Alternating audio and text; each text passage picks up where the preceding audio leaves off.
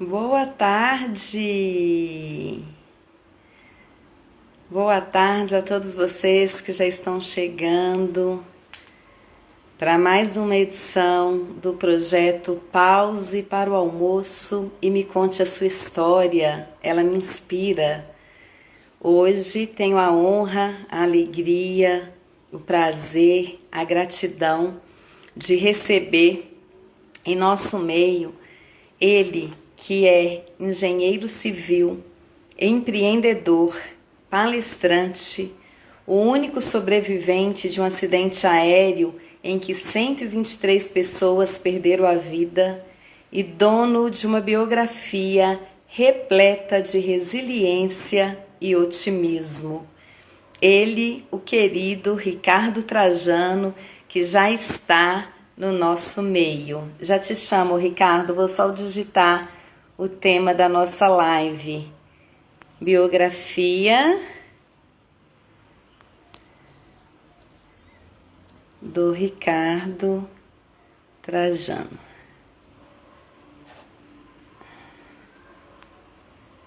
Fixar comentário.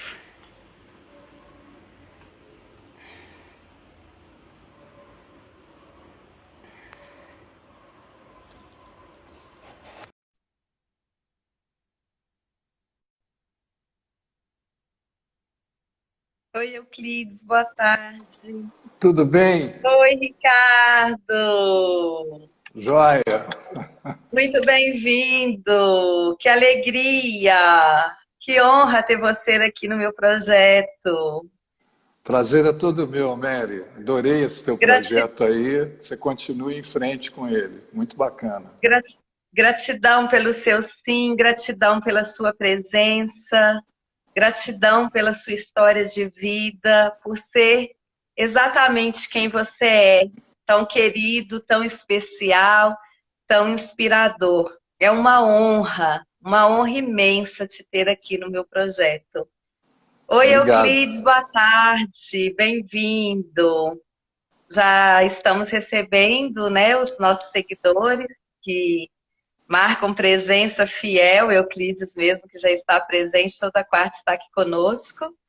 Portanto, pause para o almoço e me conte a sua história, Ricardo Trajano. Ela me inspira.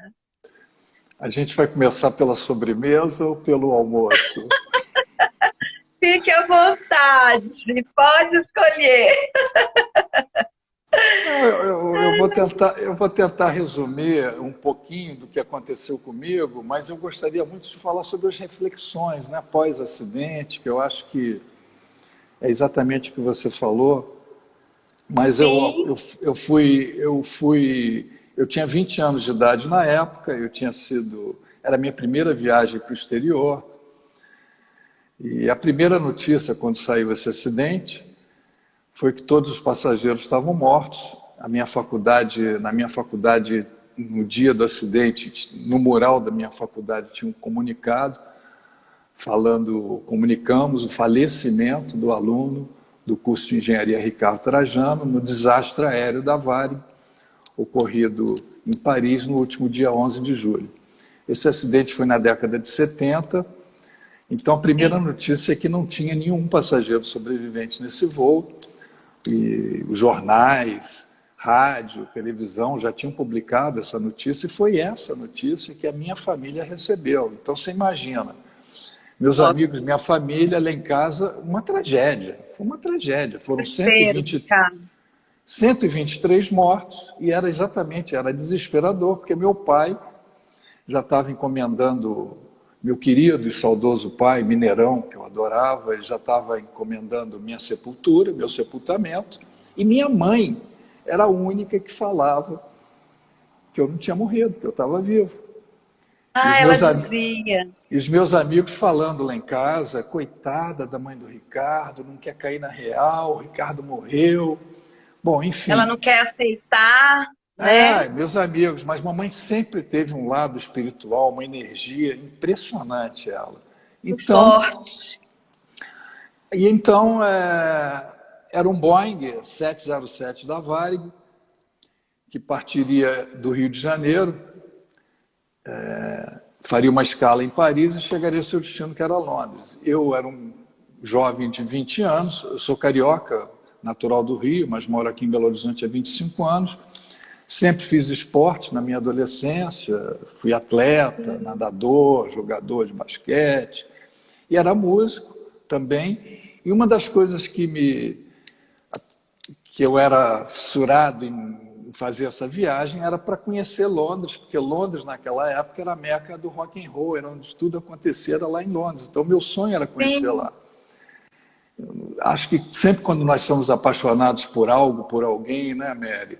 Parece que a vida ganha um sentido maior, não é verdade? Ela Exatamente. nos faz mover o tempo todo, parece aquele motorzinho que não para e se fica num Com estado certeza. totalmente diferente, né? Sim. E foi isso que aconteceu comigo. Entrei numa agência da Varig, economizei meu rico dinheirinho, naquele tempo era muito caro viajar, e saí de lá com minha paixão, com meu sonho realizado, passagem para Londres. E aí, já no dia do embarque, o avião lotado. O interessante é o seguinte, quando eu fui o primeiro passageiro a chegar no aeroporto, porque eu estava Olha, ansioso. Eu cheguei, o voo era 11h30 da noite, eu cheguei lá 5 e pouco da tarde, gente, ansioso. E aí naquele tempo você escolhia o seu lugar para marcar o assento lá na hora, e sempre fui com uma sim, coisa na cabeça, eu sempre lia, sempre ouvia falar que quando acontecia um acidente aéreo, a cauda do avião, a traseira do avião era a parte que ficava mais protegida no acidente. Olha que coisa, isso me olha ajudou. só, E aí eu escolhi a última fileira, não pude escolher a última, porque os comissários descansavam na última, eu fiquei na na penúltima. Ela última. me deu a fileira 27, a penúltima. E o avião lotado, lotado, todas as poltronas ocupadas, menos 2 poltronas que estavam vagas em todo o avião, que eram justamente as minhas 2 poltronas laterais. Eu depois gostaria de contar um caso muito interessante sobre essas 2 poltronas. Daqui a pouquinho eu vou Sim, falar. Vou só dar roteirizar, falar um pouquinho sobre o acidente brevemente e a gente começa a falar sobre. perfeito. Enfim, e aí o avião, o voo tranquilo, faltando 5 minutos para chegar em Paris, que ele tinha que fazer uma escala em Paris, começou uma fumaça atrás de mim, na projeção do toalete, uma fumaça pequena, todos os passageiros ficaram com cinto de segurança, todos viram a fumaça, o comissário lá com o extintor, uma fumaça pequena. E eu, por puro instinto, já tinha visitado a cabine 2 vezes, eu tirei meu cinto, falei, não vou ficar aqui, e fui andando para frente. Quando eu cheguei lá na Gente, frente, o comissário-chefe me deu uma bronca, falou, garoto, o que você está fazendo em pé, cara? Volta imediatamente para o seu lugar, é proibido você ficar aqui. Eu sim, olhei para a cara dele, em fração de segundos, as coisas que ele falava para mim naquele exato momento não faziam o menor sentido para mim. fazia E sentido. aí, Mary, por puro instinto, impulso, uma força divina, com certeza me ajudando, Sim, fez eu com que chego a eu arrepiar. jamais, fez com que eu jamais pensasse em voltar para minha poltrona. Eu quase que atropelo ele, continuo em frente. O Dalai Lama, nesse momento, o Dalai Lama fala uma frase muito interessante. Aprenda as regras e quebre algumas. E foi justamente o que aconteceu comigo. Quando eu cheguei lá na frente, eu desobedeci a ordem dele, eu transgredi, Quebrou a literalmente. regra. Exatamente. Segui lá em frente. Quando eu cheguei lá em frente, tinham 2 comissários em pé, já encostados naquela divisória da cabine, né? Sim, E já apavorados, gritando, porque a fumaça não era mais aquela fumaçazinha lá atrás. A fumaça já tinha tomado conta de todo o avião. Foi muito rápido. Era uma fumaça preta, negra, densa, parecia fumaça de pneu queimando, sabe? E aí sim, eu não enxergava. Você imagina, virou uma câmara de gás o avião. Não tinha um lugar que não sim. tivesse essa fumaça. Ela foi pegando, envolvendo todos os passageiros sentados nas poltronas, sem que eles tivessem nenhum poder de reação. Nenhum.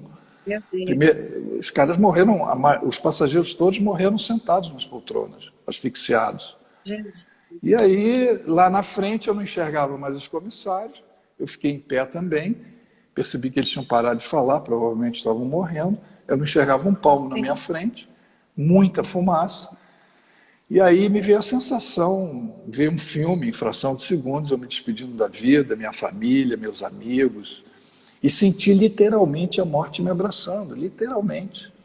Nesse momento o avião Posso inclinou imaginar. muito, eu caí de bruços, não consegui ficar em pé, e ele estava procurando um lugar para fazer um pouso de emergência, porque dentro da cabine a fumaça tinha invadido também, eles abriram a janelinha lateral, começaram a pilotar com a cabeça para fora, e conseguiram. Eles, na verdade, não dava tempo de chegar no aeroporto, provavelmente o avião ia explodir no ar, e as máscaras de oxigênio não foram baixadas porque o duto que alimentava, de oxigênio que alimentava as máscaras foi invadido pelo fogo.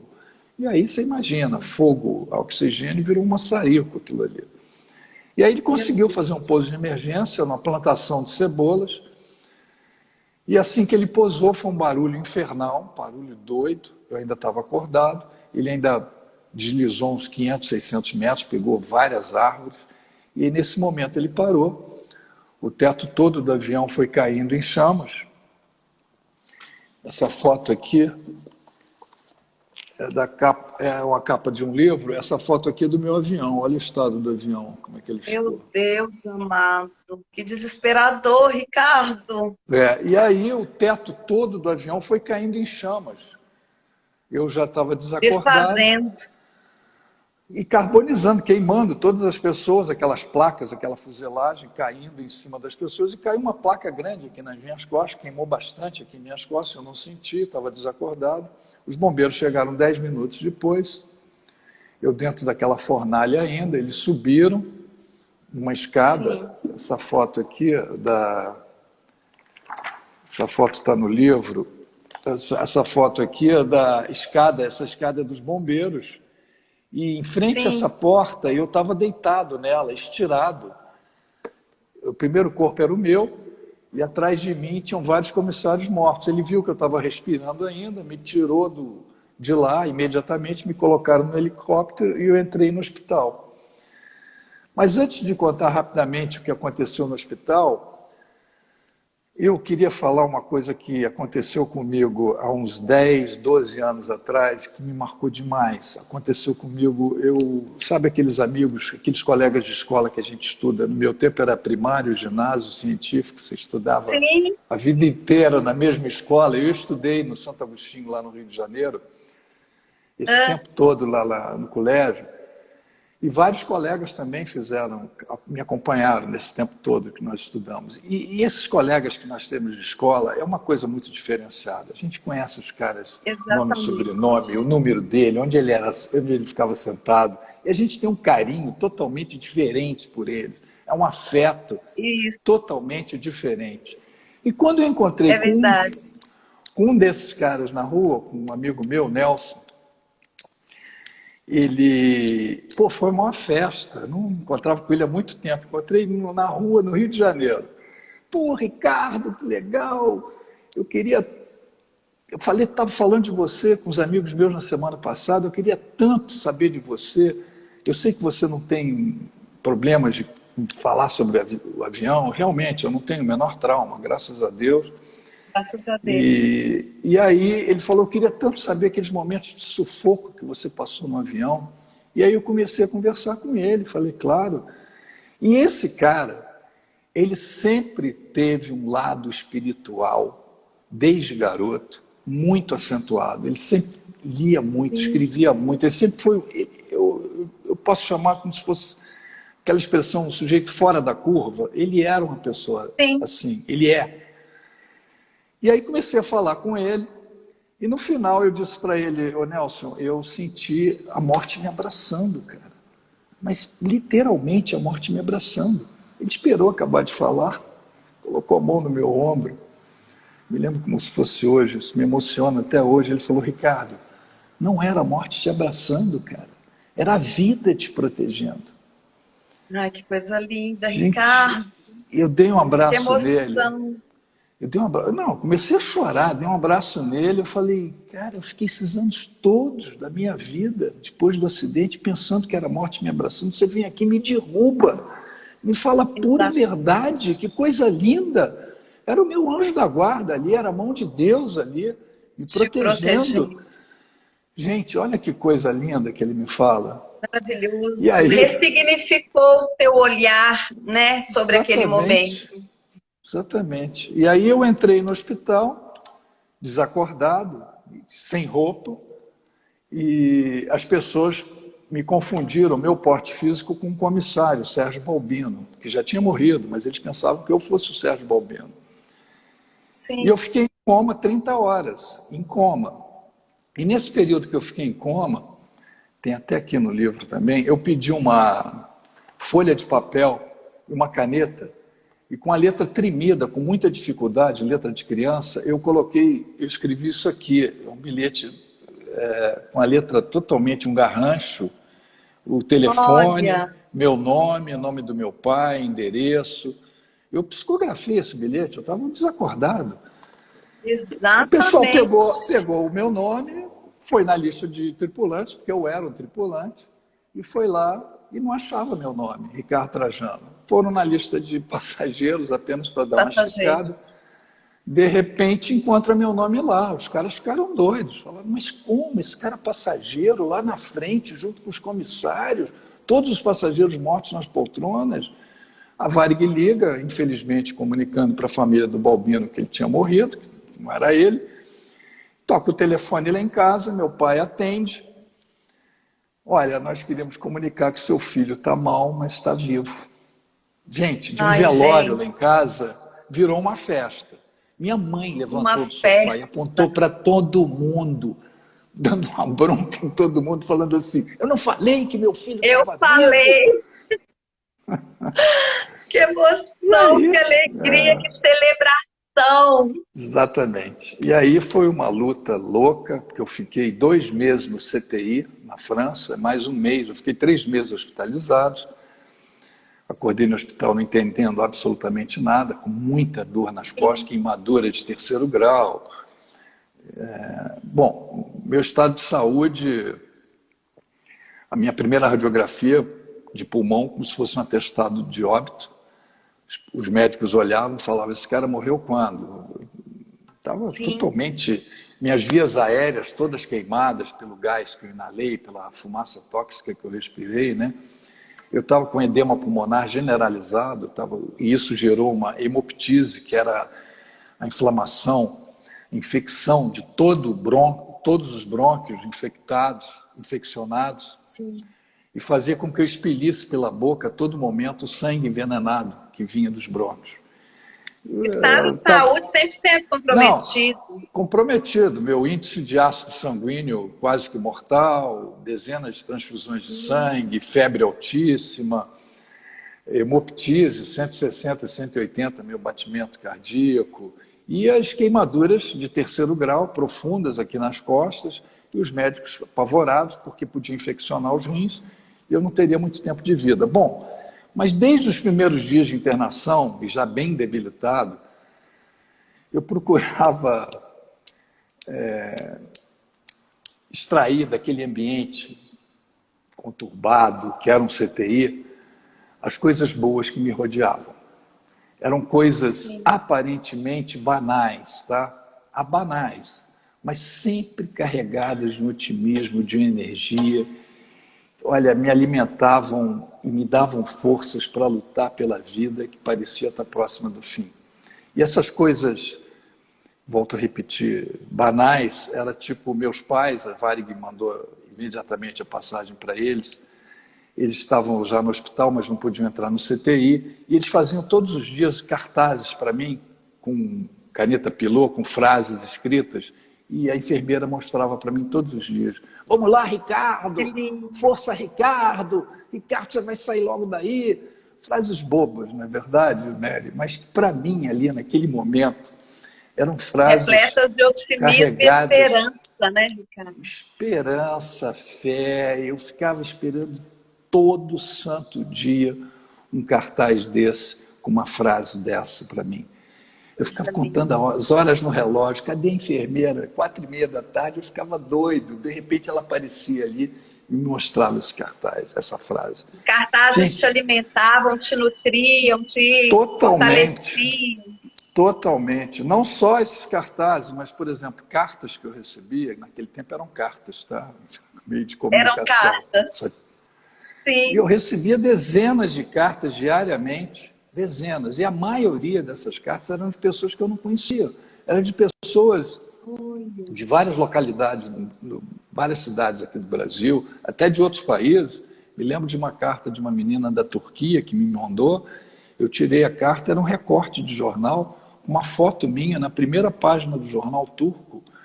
E as pessoas me mandando mensagens tipo: pô, Ricardo, campeão, Ricardo, quando você sair daí eu quero encontrar contigo, eu não te conheço, mas quero encontrar com você e te dar um grande abraço. Então, Olha que Mary, lindo. eu comecei a perceber o outro lado da moeda. A gente está Sim, acostumado a ver só um lado da moeda, que é aquele mundo louco, aquele exatamente. mundo cheio de coisas feias, de coisas ruins. E a gente esquece de virar o outro lado da moeda e ver o quanto tem de gente boa nesse mundo, de gente solidária, Sim, afetuosa. Esse outro lado da moeda foi o que eu aprendi com um amigo meu. Eu achava que era a morte me abraçando, eu ficava o tempo todo olhando esse lado e esqueci de virar a lição que ele me deu, de falar que, poxa, era a vida me protegendo, sabe? era a Então, vida te protegendo. nossa, isso foi muito.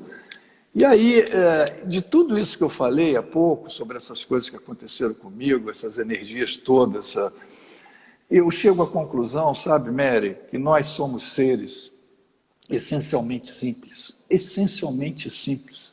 A nossa natureza é simples. Não importa o quanto você tem, quem você é, se vem aquele cara para você que está cheio dessas pessoas apontando o dedo, nariz em pé, Sim, falando, você sabe com quem você está falando? Isso não vale nada, absolutamente exatamente. nada.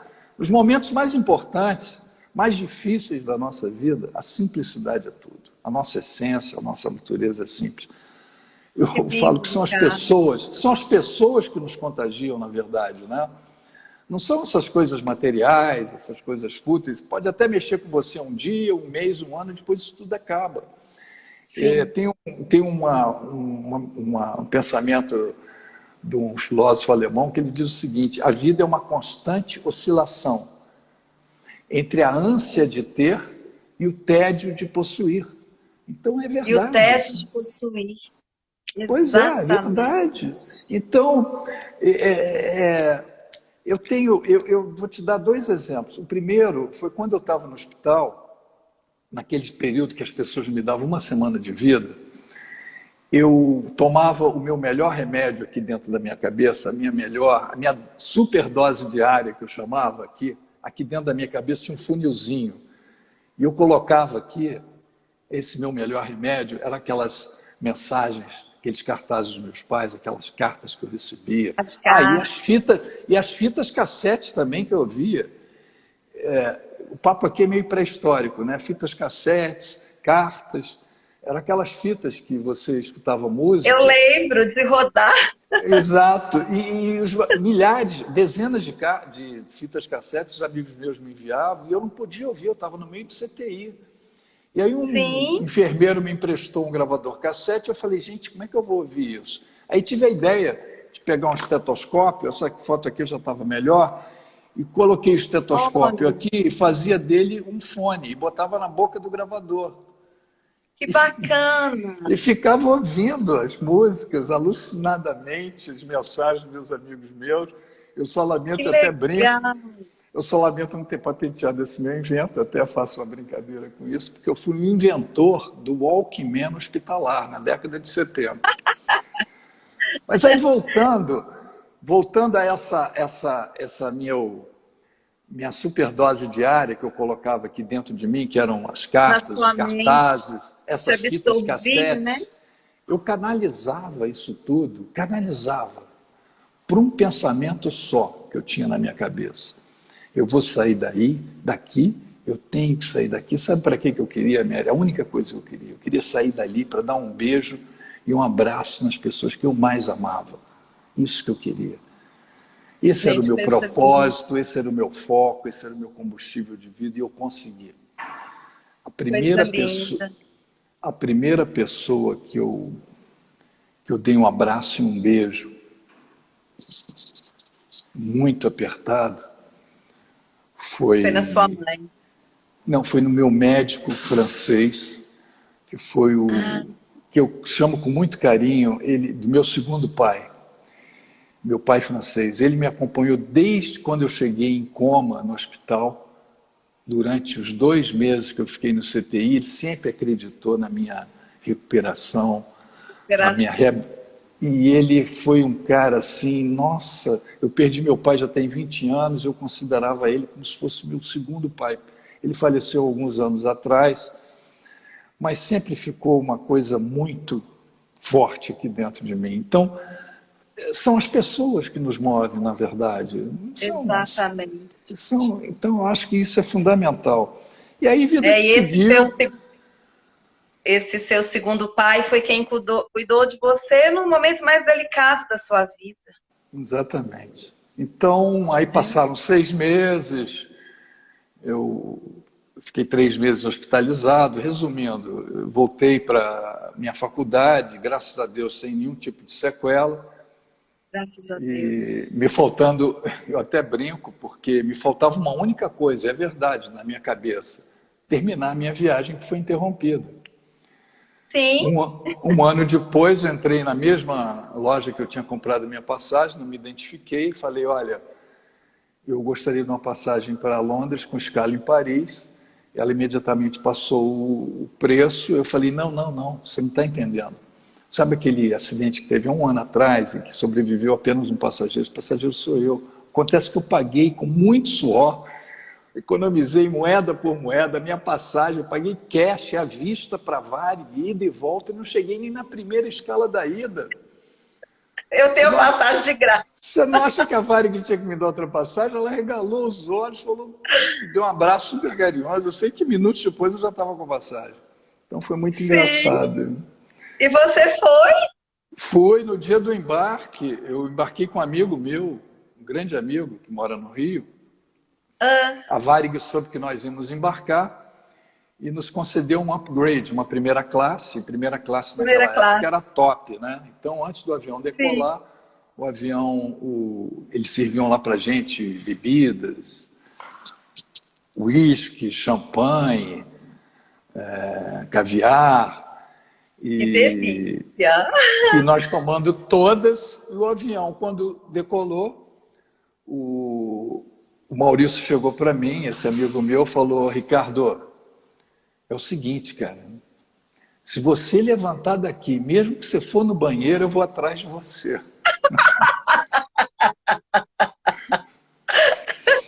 É muito engraçado. Até pro banheiro estaremos juntos. Mas enfim, então, de todas essas coisas, sabe, Mary, desde aquela época, eu adoro aviação. Você vai me chamar de louco, né? Porque eu acho fantástico. Como assim, né, Ricardo? Não, eu acho fantástico, fascinante. Você vê um bichão daquele de 300, 400 toneladas planando no ar, cara. É impressionante. É mesmo. Você entra dentro de um cockpit, de uma cabine de comando, cara, esses instrumentos, esses Boeings mais modernos, desses Airbus, parece que você está na NASA. É impressionante, é fascinante. E eu sempre achei, tenho certeza disso, que o avião continua sendo o meio de transporte mais seguro que tem, mais seguro. Eu moro aqui em Belo Horizonte, moro aqui no Anchieta, para você ir para o Confins são 45 quilômetros. Vou até bater na madeira aqui. É provável, a probabilidade é maior de você pegar um ônibus, um táxi, um Uber, um carro, de acontecer um acidente, até você chegar a Confins, um acidente podendo ser até fatal, acidente, do que acontecer um acidente no avião que você for pegar. A probabilidade de acontecer um acidente aéreo é mínima. É de um acidente para cada 3 milhões de voos. Mas eu, Ricardo, é como se eu pegasse uma pessoa, colocasse ela para viajar todos os dias dentro do avião. Ela vai precisar de 8.100 anos para que aconteça um acidente com ela. Mas eu estava num desses voos.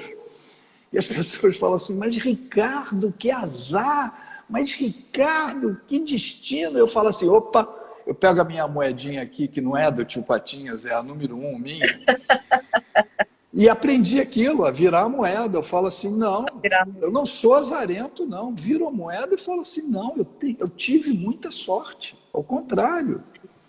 E sobre o destino, eu acho que é uma coisa que a gente podia ficar discutindo aqui a tarde toda, sabe, Mary? Eu resumo isso sobre a história do destino em 2 pontos bem distintos. Eu acho que existem aquelas pessoas que acham que já nasceram com o destino traçado, que elas já nasceram com isso. E eu sou favorável, eu fico com outro ponto de vista, que eu não acredito que a gente nasça com esse destino traçado. Eu acho que nós somos capazes de mudar o nosso destino a qualquer momento, através das nossas escolhas, através das nossas decisões, sabe? Não adianta você ficar em casa esperando as coisas chegarem até você. Caírem do céu, né, Ricardo? Eu acho que o velho William Shakespeare já falava o seguinte, o destino é que embaralha as cartas, mas somos nós que jogamos. E aí eu queria só abrir um parênteses para contar esse caso das 2 poltronas, que eu vou fazer uma pergunta.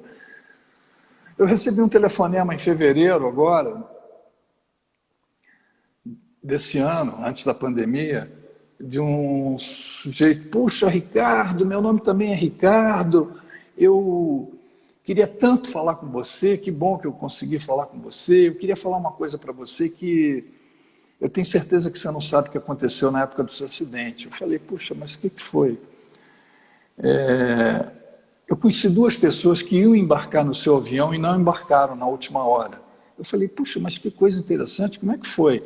As pessoas estavam em São Paulo, iam pegar a ponte aérea, porque o avião partia do Rio, não partia de São Paulo, eles iam pegar a ponte aérea Rio-São Paulo, estavam lá no balcão da Varig, deram a passagem, que era no seu voo, e o pessoal da Varig ficou todo sem graça.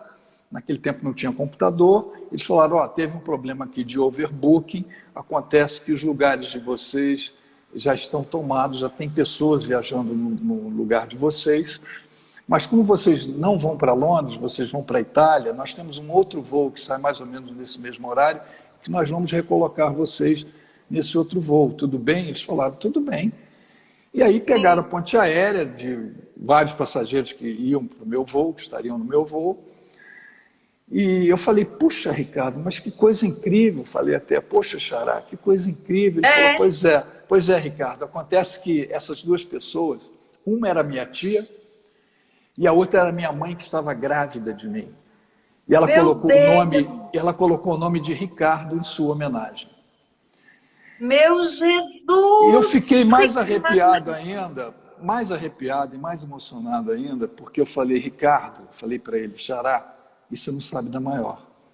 Do meu lado, o avião lotado, tinham 2 poltronas vagas, e essas poltronas eram da sua mãe e da sua tia. Com certeza a Varig fez uma confusão, e era para elas estarem aqui do meu lado viajando. E se elas estivessem aqui do meu lado viajando, eu talvez não tivesse a mesma reação que eu tive quando começou a fumaçazinha lá atrás, de poder imediatamente sair dali, levantar. Talvez eu ficasse, não vou incomodá-las, vou esperar mais um pouco, e eu não estaria aqui para contar essa história.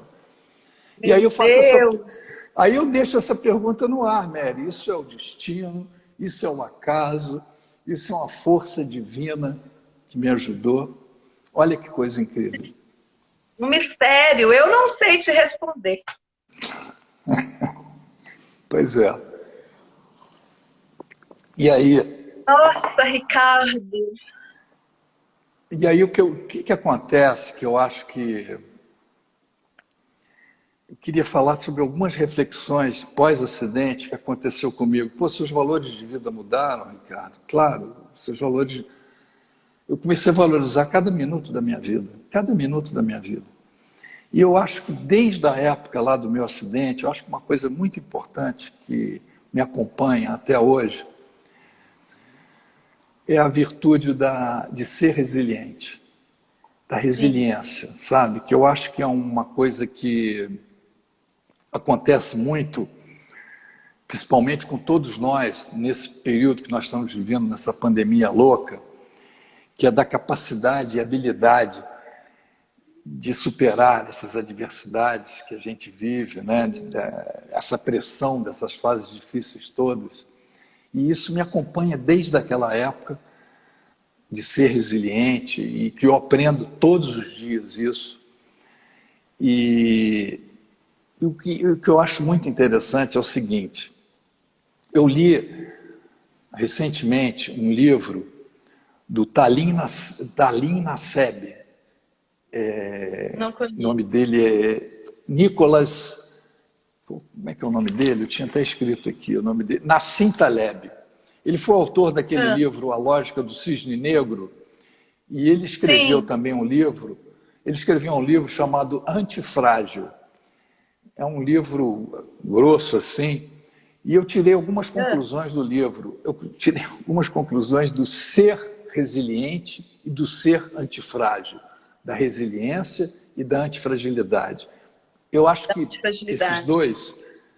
essas duas coisas têm dois pontos em comum que tem muito a ver com essas duas coisas, que são da resiliência e da antifragilidade. Que o primeiro ponto é da gente ser flexível, da flexibilidade que nós temos que ter nos momentos que nós temos de pressão, que a gente sofre essas pressões todas. O segundo ponto é da adaptabilidade que a resiliência nos traz, e que da gente lidar com todas essas situações. O próprio Charles Darwin já falava, não são os mais inteligentes e os mais fortes que sobrevivem, mas sim os que mais se adaptam, na verdade, né?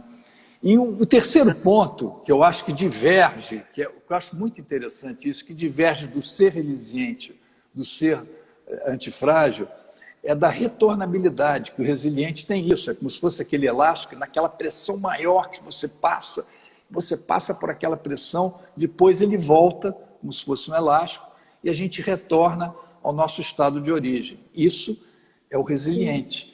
Agora, o antifrágil, ele não volta ao seu estado original. Olha que interessante, ele se beneficia do caos. Ele segue em frente, mas sempre evoluindo. E aí eu vou falar uma frase que tem muito a ver com isso que eu estou falando. Você vai achar uma frase engraçada até. É de um querido escritor que eu gostava muito, do Rubem Alves. Rubem Alves, sou apaixonada. Ele, mineiro de Boa Esperança, morreu alguns anos atrás, grande educador, escritor, teólogo, enfim, psicanalista. E o Rubem Alves falava uma frase, a seguinte frase: milho de pipoca que não passa pelo fogo será sempre milho de pipoca. Milho de pipoca. Então, as grandes transformações, Mary, acontecem. Você tem que passar pelo fogo, cara. Você tem que passar por essas pressões, você tem que passar por essas dificuldades todas, mas sempre seguindo em frente, sempre se transformando. E aí a gente vai virar uma belíssima pipoca. Então, disso tudo que eu aprendi desde a época do acidente, ainda mais lendo esse livro sobre o antifrágil, eu chego à seguinte conclusão, Mary: a minha receita de bolo, meu bolo aqui, o meu principal ingrediente para esse meu bolo crescer e ficar bonito é de não se vitimizar. Eu acho isso imprescindível para qualquer um. Gente, não se vitimizar. É claro que tem outros ingredientes para a gente colocar no bolo: ser otimista, bom humor, autoconfiança, empatia, e no fim você coloca ainda uma pitadazinha de canela em cima do bolo, de ousadia, que eu acho que a gente tem que ter um pouco. Para ficar bem gostoso. Mas eu acho que o principal ingrediente, estou falando do meu bolo, é de não se vitimizar. Da sua receita. Da minha receita, é de não se vitimizar. Tem um pensamento que me acompanha desde aquela época, que era de um roqueiro que eu adorava, Jim Morrison, foi líder da banda The Doors. Esse cara morreu com 27 anos, morreu em Paris. E ele dizia o seguinte: nunca se dê por vencido, porque quando você pensa que tudo acabou, é o momento onde tudo recomeça.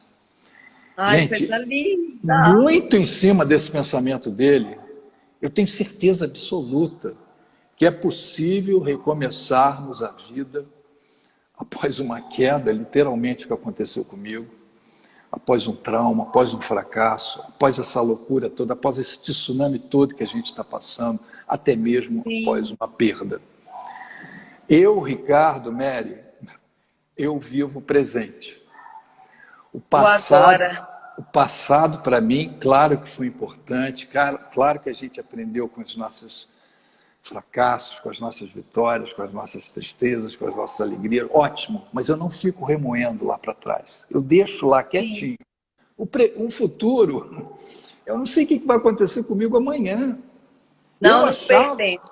Não, eu achava que a minha felicidade estava de mãos dadas com o futuro, estava lá na frente. E aí vai ser um longo papo que eu queria falar sobre felicidade, mas que não vai dar tempo. Eu só coloco o seguinte: felicidade... Depois a gente marca um outro encontro. Felicidade é um exercício, felicidade não é uma meta. Felicidade é só questão de ser, mas enfim. E sobre essa história do presente, achei muito interessante que uma pessoa estava me falando outro dia. Para todas as coisas existe uma unidade, né? Unidade para a gente medir, metro, unidade para a gente ver o galão, litro, a quantidade de líquido. Sim. E aí eu faço uma pergunta para você: qual a unidade da vida?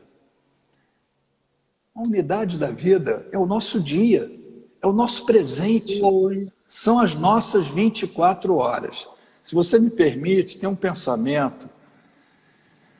Esse pensamento é de um autor desconhecido, não sei de quem que é, não é meu isso, mas eu gosto muito, eu penso muito sobre isso. O tempo não pode ser interrompido. E a vida é uma tarefa a ser feita. Quando vemos, já são 12h49, quando vemos, já é quarta-feira, o mês já terminou, o ano vai acabar, e já se passaram 20, 40, 60 anos. E quando vemos, nos damos conta de ter perdido um amigo, o amor da nossa vida também parte, e de que é tarde para voltarmos atrás. Não pare de fazer alguma coisa que te dá prazer por falta de tempo. Não pare de ter alguém ao seu lado ou de ter prazer na solidão. Quanto aos nossos filhos, subitamente, eles não serão mais nossos. E aí nós temos que fazer alguma coisa com esse tempo que sobrar. Vamos tentar eliminar o depois. Depois eu te ligo, depois eu faço, depois eu falo, depois eu mudo. Deixamos tudo para depois, Mary, como se depois fosse melhor. Porque não entendemos, simplesmente não entendemos que depois o café esfria, depois a prioridade muda, depois o encanto se perde, depois o cedo se transforma em tarde, depois as promessas são esquecidas, depois os filhos crescem, depois a gente envelhece e depois a vida acaba. Lembremos, portanto, que depois pode ser tarde, muito tarde. O dia é hoje, aqui e agora. Muito bonito esse pensamento. Fantástico. Eu sempre falo para os meus amigos, eu acho que essa nossa vida aqui, isso aqui, Mary, isso aqui é um grande palco, isso aqui que a gente vive. Todos os dias nós performamos aqui nesse palco, todos os dias. Um amigo meu falou para mim: Ricardo, você está falando que nós somos atores, cara? Eu falei: sim, nós performamos todos os dias. Mas, Ricardo, então a vida tinha que ter 2 atos. Um para a gente poder ensaiar e outro para a gente poder interpretar. Eu falei: Zé, concordo com você, mas acontece que a cortina ela só se fecha uma vez e acabou o espetáculo. A nossa edição, Mary, é limitada. Então, eu digo o seguinte, tem uma frase de um escritor, esse cara foi escritor do século XIX, Benjamin Disraeli, ele foi até primeiro-ministro no tempo da Rainha Vitória, lá na Inglaterra, e a frase dele é a seguinte: a vida é muito curta para ser pequena. A vida é muito curta para ser pequena. Nós nos apequenamos Quando nós temos uma vida fútil, banal, inútil, morna e descartável, superficial. E é muito louco isso, sabe? Tem um... Eu queria falar um caso interessante. Foi uma história verídica até. Talvez alguns de vocês conheçam. Essa história aconteceu dentro de uma fábrica, de um grande frigorífico. E já era final do expediente. E o funcionário foi lá entrar dentro de uma câmara fria para fazer uma inspeção, a última inspeção do dia. Ele entrou dentro da câmara fria e, de repente, aquelas portas da câmara fria, tem aquelas dobradiças grandes e tal, de repente a porta se fecha e ele fica preso lá dentro. Começou a bater, a gritar, e já era final de expediente, as pessoas já tinham ido embora. E aí, 3 horas depois, a porta se abre e era o porteiro do prédio, o funcionário, o porteiro do frigorífico, que retirou ele ainda com vida lá de dentro, ele já bem debilitado, e conseguiu salvá-lo. E aí, depois de salvá-lo, várias pessoas foram lá perguntar para o porteiro, mas vem cá, fazer uma única pergunta. E a pergunta era a seguinte: vem cá, ô porteiro, isso fazia parte da sua inspeção, cara? Você entrar dentro de uma câmara frigorífica para ver se tem alguém lá dentro? Ele falou, não. Isso jamais fez parte da minha inspeção. Eu trabalho aqui há mais de 30 anos. Acontece que todos os dias aqui, lá embaixo, entram e saem centenas de pessoas aqui da fábrica. E esse cara que eu resgatei ele, era uma das únicas pessoas que nunca deixou de me cumprimentar na entrada e na saída do expediente, todos os dias. E aí, nesse dia, hoje, ele entrou, me deu um bom dia, super alegre, um sorriso enorme no rosto dele. E quando ele foi embora, e quando as pessoas foram embora, eu senti falta dele, que ele sempre se despedia de mim e não me despediu. Eu falei, esse cara não passou por aqui. Naquele dia ele não despediu. E aí fiquei preocupado e fui procurá-lo e achei. Bom, o resumo da história é o seguinte: a importância que a gente tem que dar da gratidão, de ser grato às pessoas, da gentileza, sabe? O respeito que a gente tem que ter pelo próximo. Eu costumo dizer o seguinte: todos nós, Mary, carregamos aqui dentro uma chave, eu chamo da chave da energia, que é a nossa chave da energia que nós temos aqui. Só que a maioria das pessoas andam com essa chave desligada, essa chave está no off, o tempo todo. Nós temos que procurar ligar essa chave aqui no on, porque essa chave da energia se chama gratidão. Gratidão. E é por aí, exatamente. Ai, Ricardo.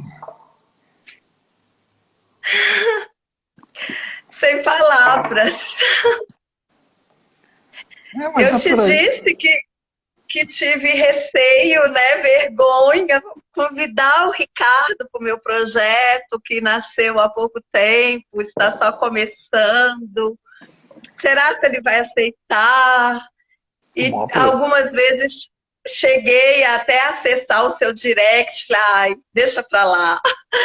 Mas algo muito forte dentro de mim me dizia, tente ou não, você já tem. E assim eu fiz.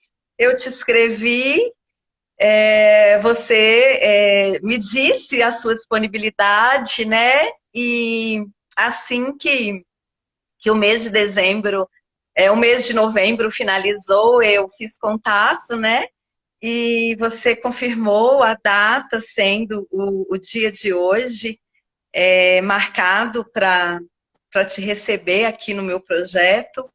Eu tive a honra de te conhecer no dia 23 de novembro, no evento Escape, organizado pela Aline Ferreira. Você palestrou, né, com o tema Reflexões de um Sobrevivente, na Faculdade UNA, na João Pinheiro. Eu tenho esse registro aqui com você. Olha, aqui você legal. Está abraçado com a Paula Quintão. E eu estou com a Cláudia aqui, bem no finalzinho. A Luciana Galo aqui, a Aline. Que legal. Os rapazinhos que fizeram encerramento, Aham. lembra? Lembro. Depois você me manda essa foto. Adorei. Muito Mando, legal. mando sim. E Muito tenho legal. também, eu fui staff, né? Eu que te acolhi lá no Aham. evento. Eu tenho o crachá do dia que nós nos conhecemos. Olha, isso foi, já tem uns 2 anos. 2 anos. Foi 23 de novembro de 2018, uma sexta-feira. Que maravilha, que maravilha. Puxa, Eu, eu vou te adorei. encaminhar a foto. Eu te Vai ser o conheci nesse máximo. dia, tive a honra, o prazer, o privilégio, a gratidão de te conhecer, de ouvir a sua história, que me emocionou profundamente. Neste mesmo dia, eu já passei a te seguir nas redes sociais.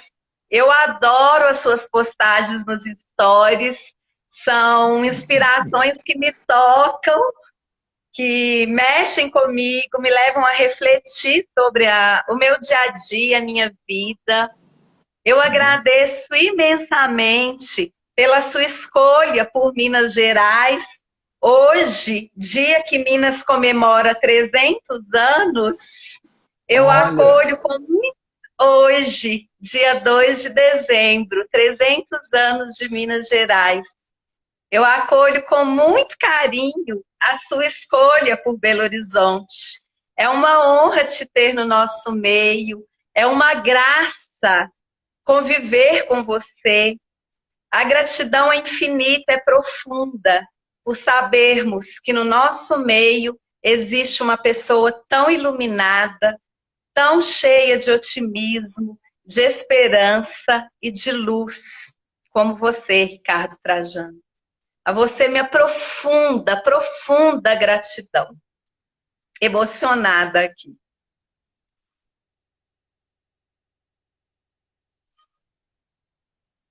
Não estou te ouvindo.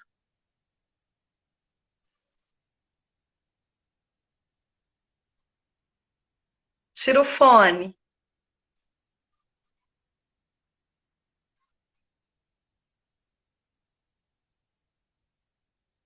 Tira o fone. Pessoal, vocês estão ouvindo, Ricardo? Oi, Warning, agradeço a sua presença. Você também foi um convidado de muita honra. É muito querido e especial para mim. Agradeço a cada um que esteve presente, os meus amigos, meus seguidores, os amigos e seguidores do Ricardo. Ainda temos uns minutinhos. Tira o fone, Ricardo. Ricardo? Ricardo? A mim vocês estão ouvindo, pessoal?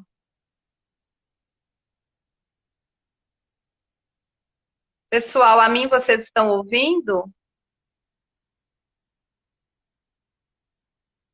Catita e o Wallace comentaram que não estão ouvindo, mas não estão ouvindo a mim ou ao Ricardo? Ah, o Ricardo, a tia Carmen me disse.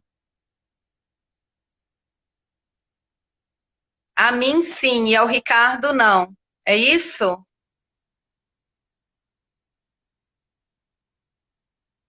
Não sei o que houve.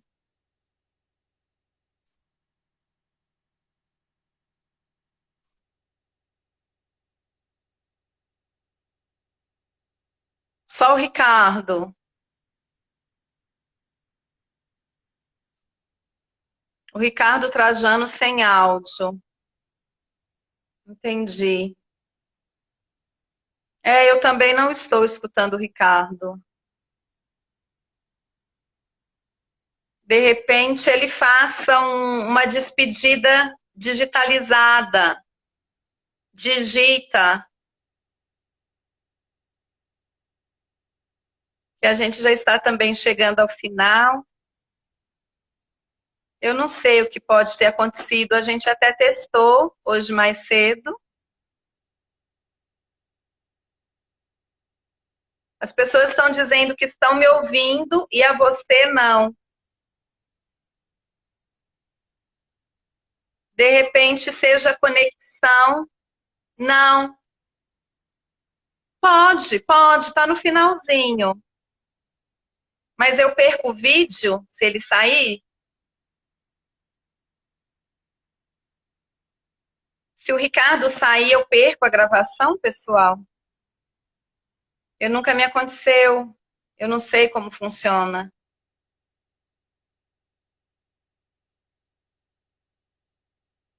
Se o Ricardo sair para tornar a entrar, aqui ainda temos 5 minutos.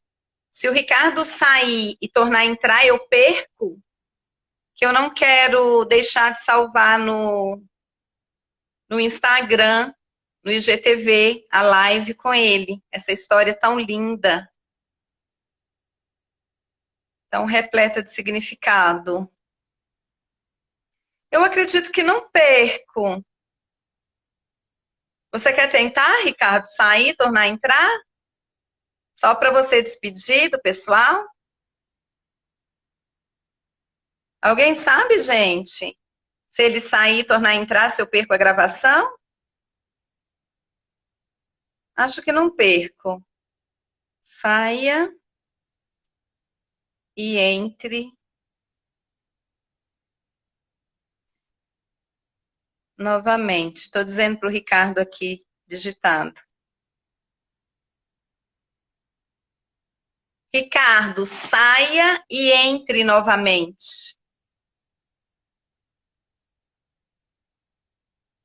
Acho que ele não está lendo os comentários.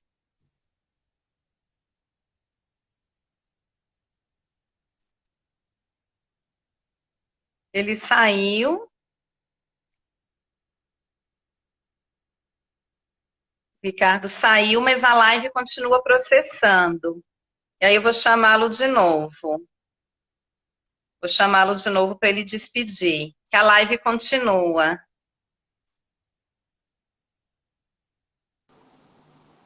Aí. O que houve? Ah, deu certo. Não sei o que E olha que nós aconteceu. testamos, né, Ricardo, mais cedo. Mas sabe o que aconteceu? Quando parou o som, tocou um telefone aqui para mim. Aí eu fui tirar ele e aí sumiu o som.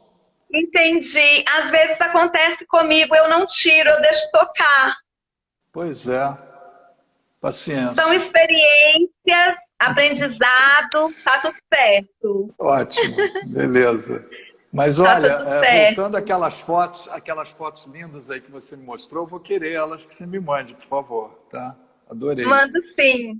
Te mando Ótimo. ainda hoje, Ricardo. Legal demais. Nós estamos nos minutinhos finais, temos 2 minutinhos.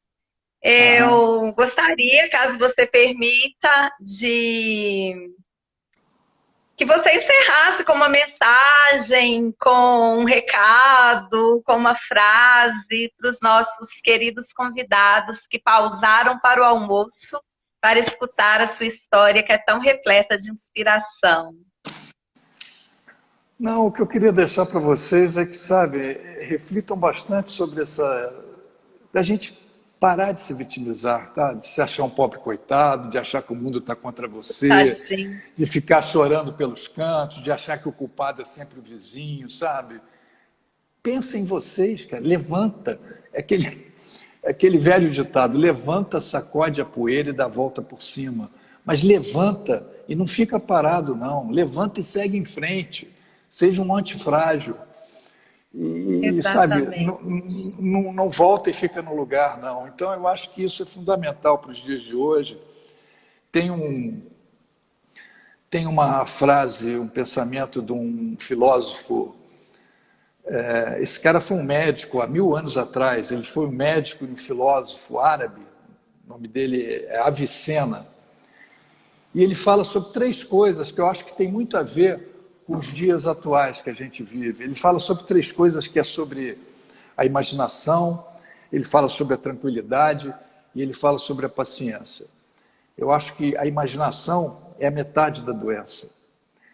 A tranquilidade é metade do remédio. E a paciência é o primeiro passo para a cura. Então, eu acho que isso tem muito a ver, sabe, com os dias de hoje que a gente vive. Gente, as coisas...